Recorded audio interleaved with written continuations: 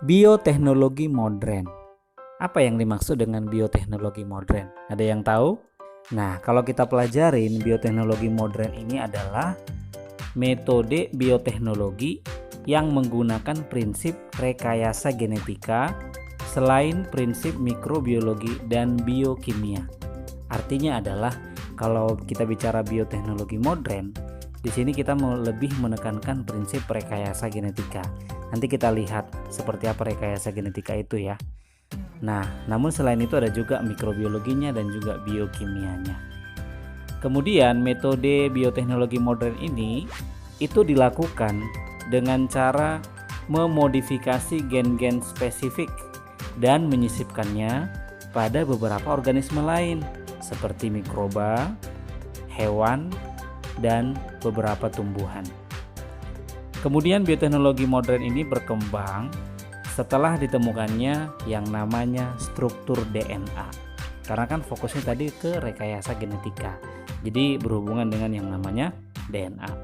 Dan bioteknologi modern ini juga dapat diaplikasikan pada berbagai bidang. Misalnya yang paling familiar bidang kesehatan atau kedokteran, kemudian bidang pangan, bidang pertanian, pertambangan, dan yang lainnya. Ciri-ciri dari bioteknologi modern. Ada yang tahu ciri-cirinya? Nah, kita lihat sama-sama ya. Di video ini saya jelasin ada 4 ciri-ciri bioteknologi modern. Kalau misalnya ada dari sumber lain lebih dari 4 boleh ya, nggak jadi masalah. Yang pertama, menggunakan teknologi yang lebih modern. Di sini maksudnya yang ditekankan itu adalah metodenya.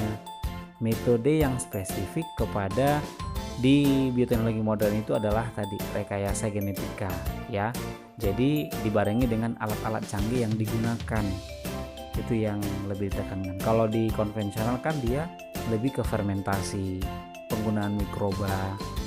Yang kedua, ciri-cirinya memanfaatkan prinsip rekayasa genetika. Yang kedua ini yang ditekankan adalah prinsipnya.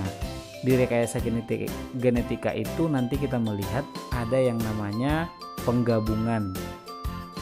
Tapi yang digabung itu adalah beberapa sel, nggak semua organ tubuhnya ya, beberapa sel. Makanya khasnya dari bioteknologi modern itu adalah dia tidak menggunakan all out, dia tidak menggunakan semua organnya atau semua individunya atau semua mikrobanya, tapi dia beberapa fragmen yang diambil.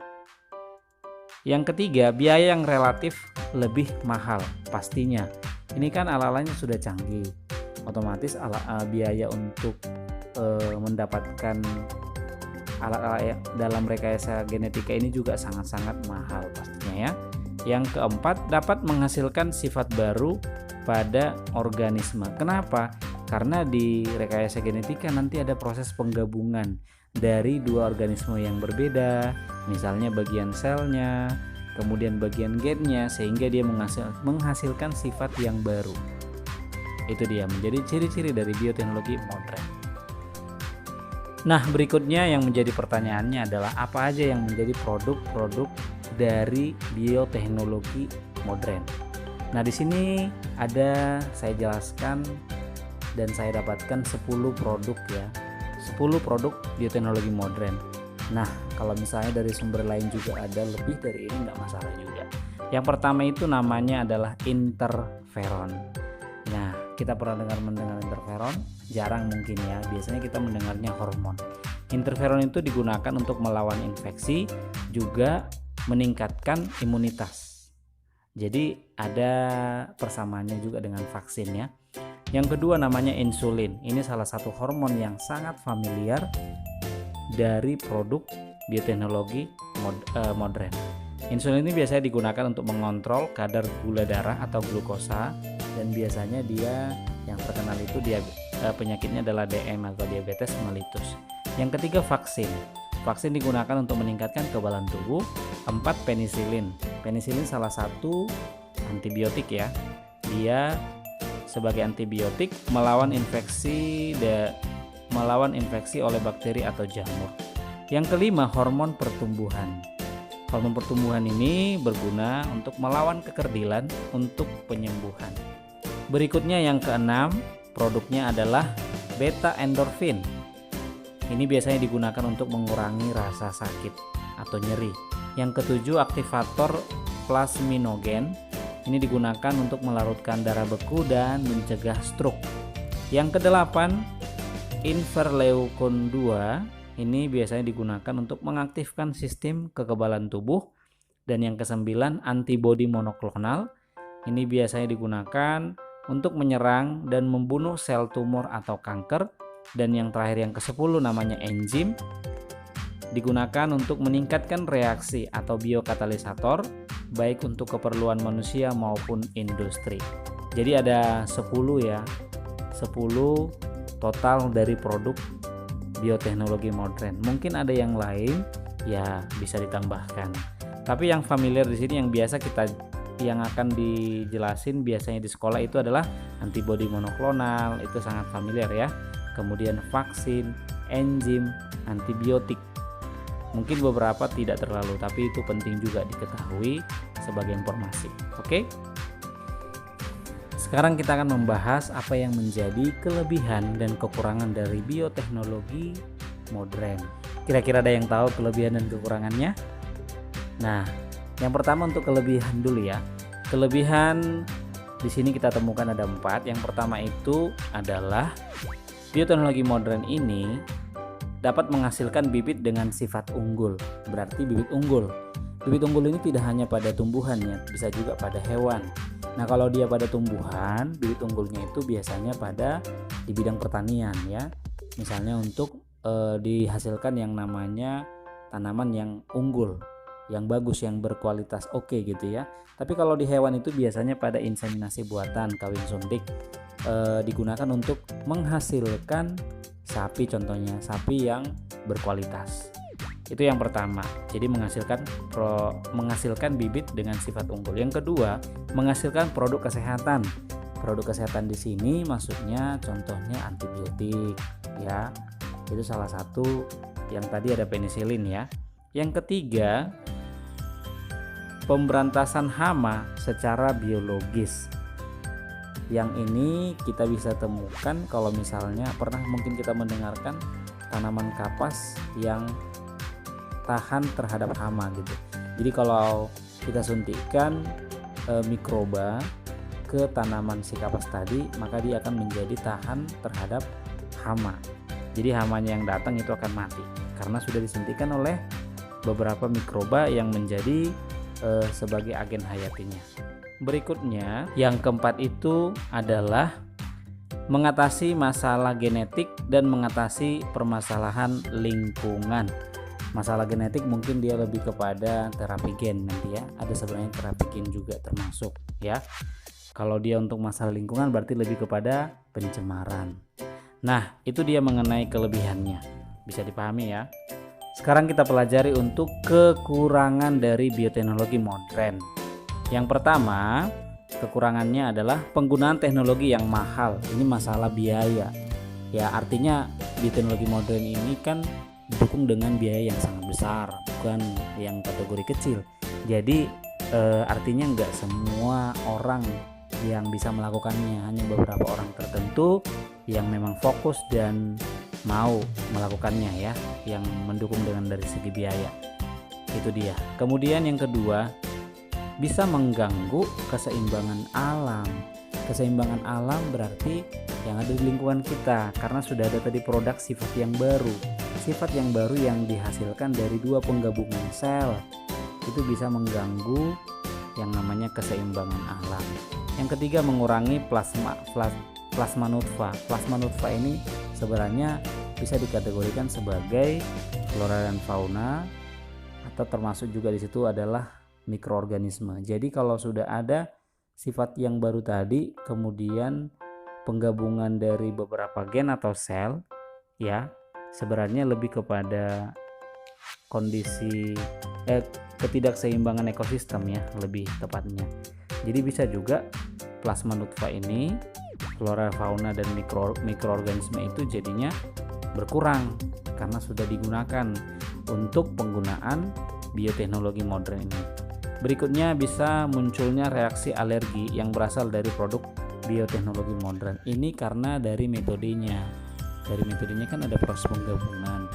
Jadi ketika itu diujikan ke beberapa hewan atau tumbuhan yang menghasilkan sifat baru, nah itu bisa, kalau itu dilakukan lagi atau digunakan oleh manusia, itu bisa menyebabkan reaksi alergi, bisa jadi ya. Ini kemungkinan, jadi beberapa kemungkinan kelemahan-kelemahan. Oke, bisa dipahami ya. Rekayasa genetika.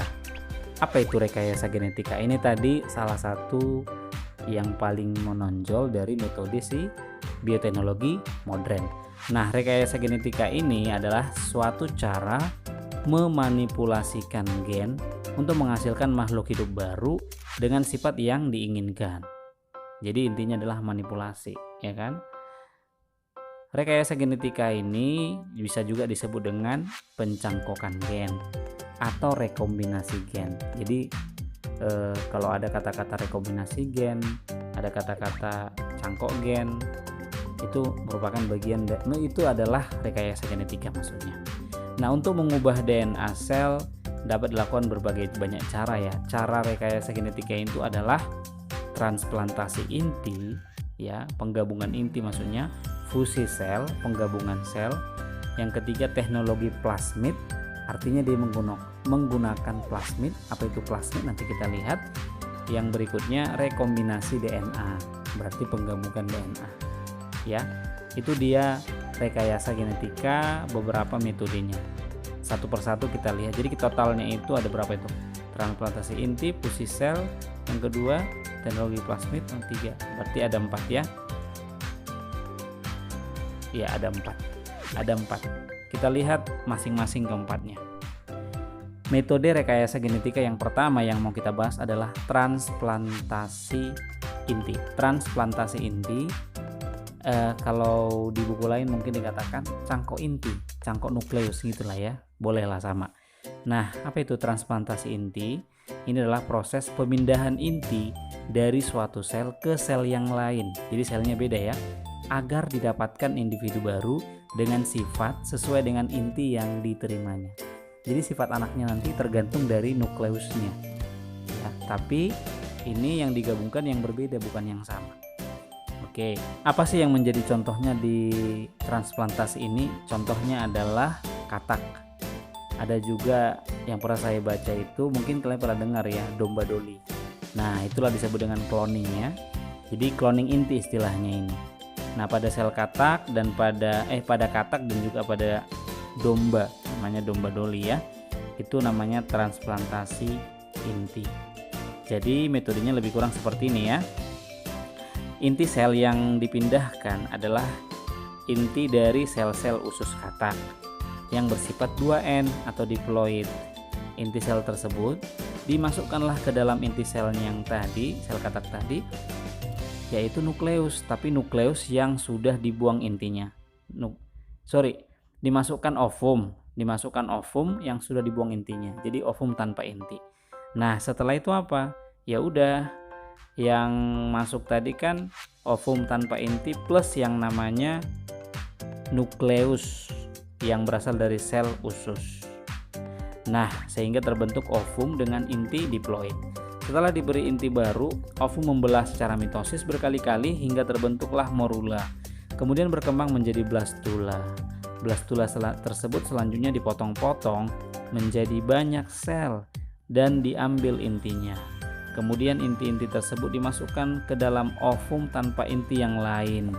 Jadi berulang-ulang. Setelah dilakukan, dikeluarkan lagi intinya, kemudian masukkan lagi ke ovum yang tanpa inti. Pada akhirnya terbentuk ovum berinti diploid dalam jumlah yang banyak. Masing-masing ovum akan berkembang menjadi individu baru dengan sifat dan jenis kelamin yang sama. Bisa dipahami ya? Metode rekayasa genetika yang kedua adalah fusi sel.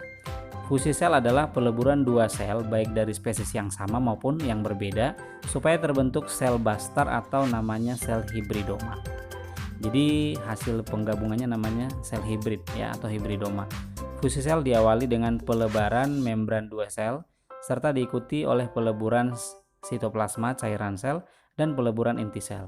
Peleburan sitoplasma itu disebut dengan plasmogami dan peleburan inti sel disebut dengan karyogami. Manfaat fusi sel ini antara lain untuk pemetaan kromosom, membuat antibodi monoklonal, dan membentuk spesies baru. Di dalam fusi sel nanti diperlukan ada namanya sel sumber gen, ini sumber sifat ideal, ada sel wadah, sel yang mampu membelah cepat, ada fusi gen yaitu zat-zat yang mempercepat terjadinya fusi sel. Jadi kalau di fusi sel itu yang bisa kita lihat itu yang terkenal itu adalah antibodi monoklonal ya. Oke, berikutnya metode untuk rekayasa genetika namanya adalah rekombinasi DNA. Rekombinasi DNA adalah proses penggabungan DNA dari sumber yang berbeda. Tujuannya adalah untuk menyambungkan gen yang ada di dalamnya. Jadi penggabungan gen lainnya. Nah, oleh karena itu rekombinasi DNA disebut dengan rekombinasi gen karena gen yang bergabung. Rekombinasi DNA dapat dilakukan karena alasan-alasan sebagai berikut. Pertama, struktur DNA di setiap makhluk hidup itu kan sama, jadi bisa digabungkan. Jadi nggak beda struktur DNA-nya ya, bukan jumlahnya tapi struktur DNA. Yang kedua, DNA itu dapat disambungkan. Jadi bisa dilakukan yang namanya rekombinasi DNA. Berikutnya metode yang keempat dalam rekayasa genetika adalah teknologi plasmid. Apa itu plasmid? Pasti bertanya ya. Plasmid itu biasanya dimiliki oleh bakteri di dalam inti sel, tapi di luar kromosom ya. Jadi dia DNA ekstra kromosomal. Dia sirkular, lingkaran, dan bisa digunakan sebagai vektor. Jadi plasmid adalah lingkaran DNA kecil yang terdapat di dalam sel bakteri ya. Di luar kromosomnya seperti yang saya jelaskan tadi. Sifat-sifat plasmid merupakan molekul DNA yang mengandung gen tertentu. Yang berikutnya dapat bereplikasi, artinya dapat mengganda. Berikutnya dapat berpindah dari sel bakteri ke bakteri yang lain. Berikutnya sifat plasmid pada keturunan bakteri sama dengan plasmid induk. Karena sifat-sifat tersebut, maka plasmid itu bisa digunakan sebagai vektor. Nah, vektor di sini maksudnya dia bisa membawa gen asing yang mau kita inginkan. Contohnya ini biasanya adalah pembentukan hormon insulin ya. Bayangkan melalui bakteri, salah satunya bakteri ya. Melalui bantuan bakteri kita bisa membentuk yang namanya hormon insulin melalui rekayasa genetika yaitu teknologi plasmid. Jadi lebih kurangnya gini ya, supaya terbentuk yang namanya hormon insulin melalui bioteknologi modern dengan teknologi plasmid atau rekayasa genetika, kita bisa menggunakan gen. Kita bisa menggunakan bakteri, contohnya E. coli ya. Misalnya E. coli. Bakteri Escherichia coli dia punya plasmid. Plasmid itu kita keluarkan, kemudian yang lingkaran plasmid tadi itu nanti kita potong menggunakan enzim, namanya enzim restriksi endonuklease. Kemudian potongannya tadi dibuang. Nah, yang terpotong tadi kan si plasmid tadi disisipkan gen yang mau kita inginkan. Contohnya itu adalah insulin. Nah, hormon insulin ini kita ambil dari hewan, contohnya tikus atau mencit atau apalah. Kemudian kita sisipkan. Nah, setelah disisipkan, digabungkan dia menggunakan enzim ligase. Nah, setelah terbentuk yang namanya plasmid plus gen insulin yang sudah diambil, nah itu namanya DNA rekombinan. Itulah yang dimasukkan kembali ke dalam tubuh si bakteri tadi. Kemudian bakteri tadi yang bakterinya tadi sudah berubah menjadi bakteri yang sudah memproduksi yang namanya hormon insulin. Nah, bakteri tadi dibiakkan sehingga makin banyak, terbentuklah yang namanya bakteri penghasil hormon insulin. Jadi metodenya itu adalah teknologi plasmid atau rekayasa genetika. Mudah-mudahan bisa dipahami ya. Nanti kalau misalnya nggak mengerti, boleh di kolom komentar.